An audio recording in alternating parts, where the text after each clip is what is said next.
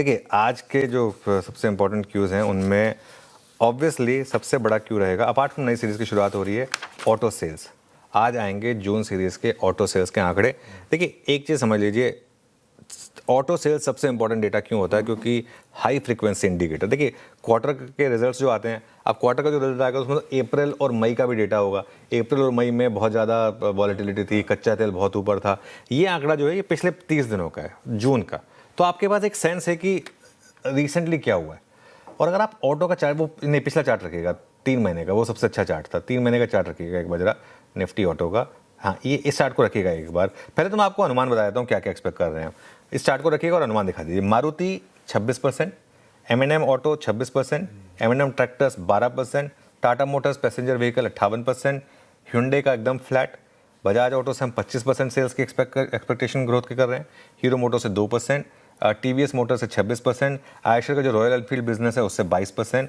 इसके बाद आ जाइए आप कमर्शियल व्हीकल्स पर। इसमें आयशर का जो कमर्शियल व्हीकल है उससे 13%, टाटा मोटर्स के कमर्शियल व्हीकल से 26% और अशोक लेलैंड कमर्शियल व्हीकल से 9%। अब ये 3 महीने का चार्ट मैंने क्यों मांगा था? अगर आप इस चार्ट में ये अप्रैल और मार्च से पहले का डेटा देखेंगे, एक आपको वर्टिकल रैली दिखाई देगी, है ना।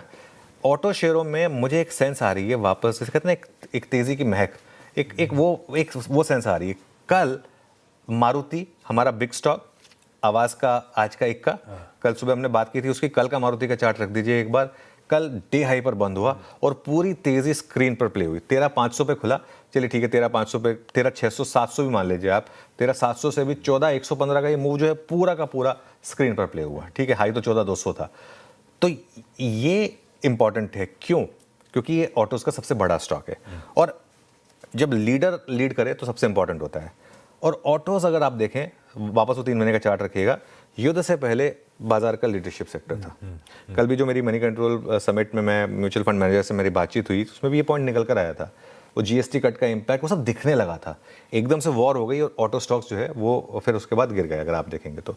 लेकिन फिर भी बहुत ज़्यादा कोलैप्स नहीं हुए अगर आप देखेंगे तो। अगर सेल्स का मोमेंटम इंटैक्ट रहा आज यहाँ पर, तो मुझे लग रहा है कि ये बड़ा पॉजिटिव हो सकता है और ये एक सेक्टर होगा जिस पर मेरी नज़र आएगी। इसके अलावा आईटी में आज फिर प्रेशर आ सकता है।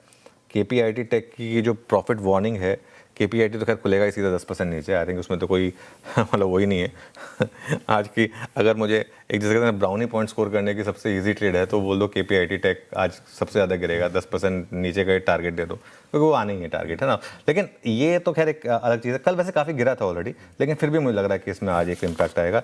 तो ये एक और चीज़ है। इसके अलावा इसी को मैं थोड़ा सा एक्सटेंड करना चाह रहा हूँ आशीष, क्योंकि अगर आप देखें यूएस में टेक शेयर्स जो है ना उनके दम पर वापस रैली हुई है। कल नैस्डैक फिर 400 पॉइंट ऊपर था, 1.5% के करीब।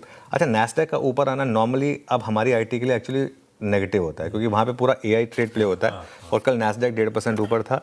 एक और चीज़ कल हुई, कल बॉन्ड यील्ड में एक्शन दिखा यूएस में। यूएस की 10 साल की बॉन्ड यील्ड 9 बेसिस पॉइंट बढ़ी, 4.46 पर आई। मतलब वापस एक रेट हाइक अब एक धीरे धीरे प्राइसिंग होती जा रही है यूएस में। ये एक और रीज़न है कि थोड़ा सा आईटी स्टॉक्स पर, डोमेस्टिक आईटी स्टॉक्स पर थोड़ा सा आगे जाकर प्रेशर आ सकता है। और नैस्डैक में Q2 में 27% की रैली हुई, जो 25 सालों की सबसे बड़ी रैली है। कल उनके यहाँ क्वार्टर एंड हुआ, 25 सालों की सबसे बड़ी रैली है। फिलाडेल्फिया सेमीकंडक्टर इंडेक्स Q2 में 88% उछला, ठीक है। इसका मतलब ये डेटा पॉइंट्स मैंने क्यों दिए हैं?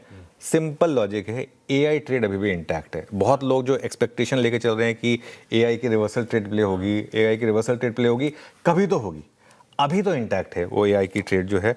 और इसका मतलब ये आपके लिए अभी भी यहाँ पर एक थोड़ी सी दिक्कत रहेगी। एक वेरी क्विकली हम भूले नहीं है इस बात को, एक जो नज़र है हमारी वो यूएस ईरान के जो मामले चल रहे हैं उस पर भी है। अभी आज मैं कतर के मुताबिक अब बातचीत होगी, वो अब बातचीत किनके बीच में होगी, कौन कौन होंगे उस बातचीत में, क्या होगा बातचीत, अब तक सब एक म्यूजिकल चेयर्स का गेम चल रहा है वहाँ पर।